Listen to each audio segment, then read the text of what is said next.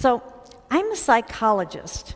Unfortunately for you, I'm not the kind who can cure any neuroses you brought with you today, but I am the kind who researches psychological experience and performance. My mission is to show how we can improve everyday work life in every organization, and in the process, lift the level of organizational performance, the well-being of people across society, and even our economic condition. This mission drove me to spend the past 15 years looking deeply into the hearts and minds of people at work. Think about yourself at work. Are you as engaged as you could be? What about you? Are you? Really? Well, if you are, that's great. But think about other professionals you're close to, your spouse, son, daughter, your closest friends. My guess is that at least some of them are disengaged, unhappily stressed, or both. So what's missing? What does get people deeply and satisfyingly engaged in their work? Of all the events that can deeply engage people in their work, the single most important is simply making progress on meaningful work. Progress can lift inner work life, even if it seems like just a small step forward, like Tom smashing that bug in his program, what you might call a small win. When we analyzed people's very best inner work life days, we found that the single most prominent event was making progress. And when we analyzed the worst days, the single most prominent event was setbacks in the work, that is, being stalled or blocked or feeling like you're moving backward in what you're doing. That's the dark side of the progress principle. So, support people and support their progress every day. None of this sounds very exotic, and yet most managers don't realize it, and most managers don't do it.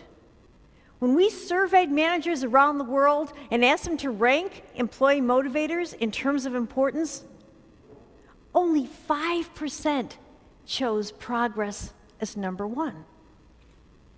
Progress came in dead last, and we found in our research that it's shockingly difficult to identify any workplace that consistently nourishes people and catalyzes their progress. Why? Because most managers simply don't think about it. They don't understand how important it is to support people in their progress in these fundamental ways. They don't realize how important even small wins can be. You can help deeply engage people in their work, whether or not you're a manager, by consistently nourishing people and catalyzing their progress. You can even help turn around an inner work life death spiral.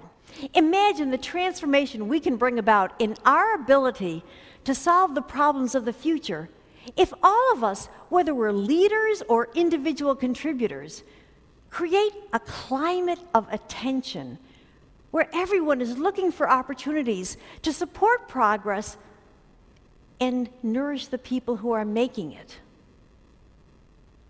Think, what one thing can you do tomorrow to enable someone to make progress on meaningful work? Do it. And then celebrate that progress.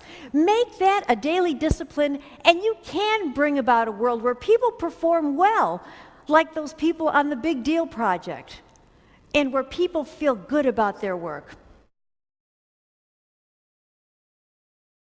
Welcome back. Now, in the last two videos, we've looked at ways to effectively communicate your students' progress to their parents in a way that demonstrates your role in facilitating their progress in the past, as well as what your plan is for continuing to facilitate their progress into the future.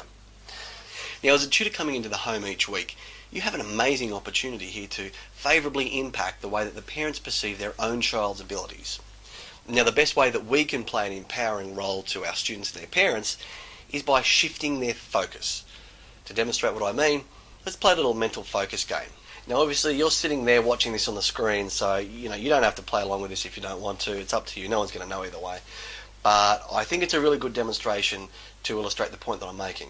So what's going to happen now, in a moment, I'm going to show you a picture of, well, it's just of my bookshelf actually. You can see all the spines of the books in the picture. And when I show you this picture, I'm going to give you 3 seconds. And in that time, I want you to count, just mentally, or you can say it out loud if you want, how many books you see which have a predominantly red spine. Okay, so you'll see the picture of the bookshelf, you see the spine of the books. Your job now is in 3 seconds, count how many books have a predominantly red spine. You ready? Okay, and here we go. 1, count, look for red. 2, look for red, keep looking for red, and 3. Okay, how did you go with that? Now here's the question. After looking at that picture, how many books did you count that were predominantly blue? That's right, blue. Yes, it is a trick question. Don't pause the video or go back. That's not the point. This time, I'm going to show you the same picture again. And this time, I want you to count how many books you see whose spine is predominantly blue instead. Okay? Are you ready, set, go? Okay, look for blue. Count the blue books. Count the blue books. Count the blue books. How many blue books can you find? And okay, time's up.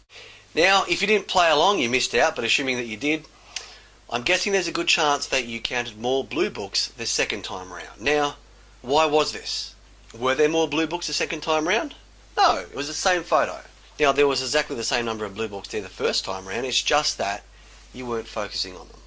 So the point is, what we focus on most is what we see most. Now, I'd like you to take this concept and apply it to your students' progress. So why is it that progress then is so important to focus on? The answer is simple. Because time and time again, study after study after study has shown us that whether it's career achievements in the workplace, whether it's sporting achievements in athletics, or whether it's academic achievements at school, the number one most powerful motivating force for getting people to make rapid improvements in achieving anything is a strong and consistent focus on progress. So it's a complete waste then when we overlook progress. Almost every day we probably do something that was at least a little bit better than what we've done in past occasions. But for the most part, these little micro achievements tend to go overlooked simply because we're not focused on them.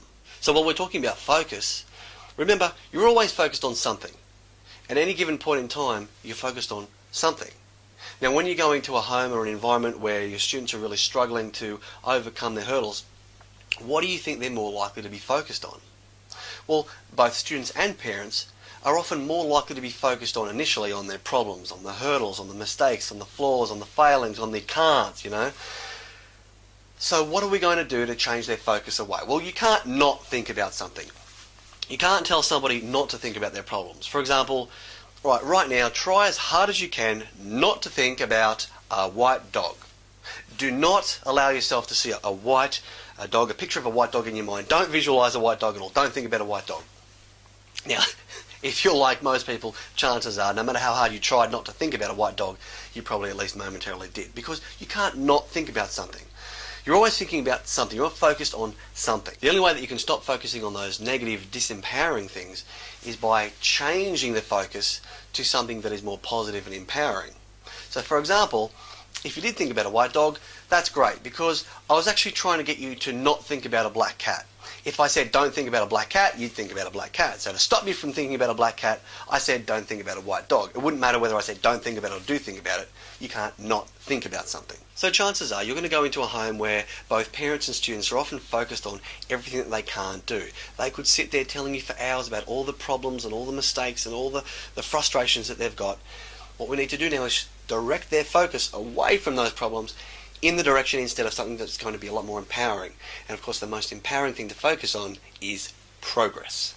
So guys, look, I know that there's a lot of information packed into this very short video series, and so you might not necessarily remember all of it, but if there is one thing that I can get you to remember more than anything else, the thing that will have the most powerful impact on your ability to be an agent of change, whether it's in your role here as a tutor, whether it's out there as a school teacher, whether it's as a mum or a dad one day, whether it's as a manager, a head teacher, a deputy, a principal, in any situation where you have the responsibility of getting the best out of people, of getting them to make improvements in themselves that they didn't ever know that they were capable of.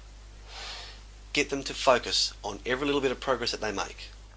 Once you perfect the art of getting somebody to focus on the little micro achievements, every little bit of progress, the way to then make that really have the most powerful impact is by then occasionally zooming out and looking at the bigger picture and seeing the major achievements along the way as well. So if your student's journey was like trying to climb every step in a skyscraper, think of it this way.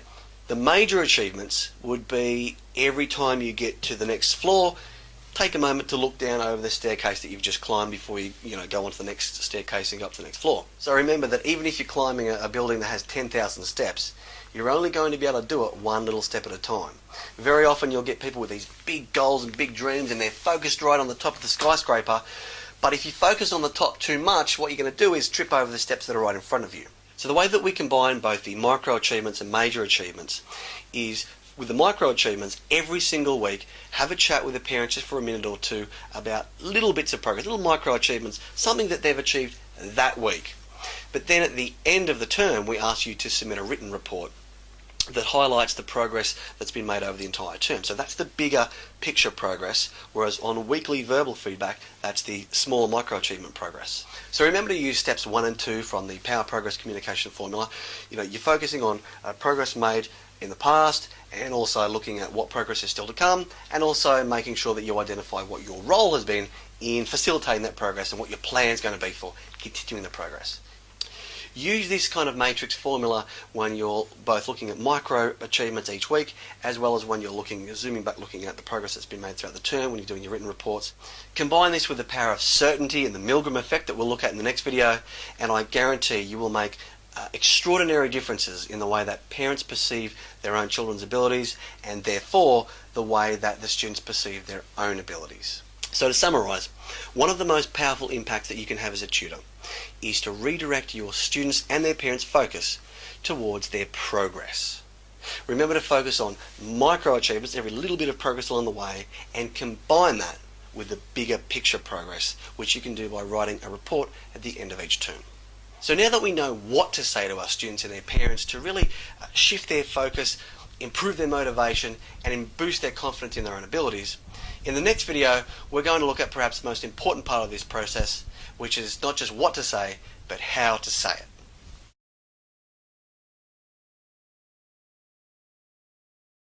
Okay, then as you work at whatever it might happen to be that matters to you, that's challenging, you get this magnificent step 4, which is making progress. Making progress at something that matters to you that's challenging is the great building block of confidence, self-esteem, motivation. You want to know how to motivate someone? That's how to do it. And those are attitudes that really do correlate with leading a great life. Those feelings of confidence, self-esteem, motivation, they really do predict. So what you need a teacher for, because this step cuts both ways. If try as you might, you make no progress. That's a major confidence buster, a self-esteem breaker. So, and a powerful demotivator. Kids who are dismissed as lazy are usually kids who've just tried one too many times and failed. So what you need a teacher, coach, parent for is to intervene when a kid is struggling and getting nowhere. And do whatever you can do to get them to make a little progress. I made progress in reading even though I'm the year the worst reader in the class. So the raw score you get is not what matters. What matters is the direction you're heading in. And then as you make that progress, as you produce whatever it is you produce, others notice. That's step 5, recognition. It doesn't mean you have to win a prize. It just means people you respect notice. Classmate, teammate, teacher, parent, grandparent, coach. That's a great feeling. That is a really, because you see, it's not just the praise, it's the validation of your, life's blood efforts. Yeah, okay, and these people I care about noticed. So I'm not working in a vacuum. So it not only consolidates that confidence, self-esteem, but it connects you in a very visceral way to the folks who are recognizing you.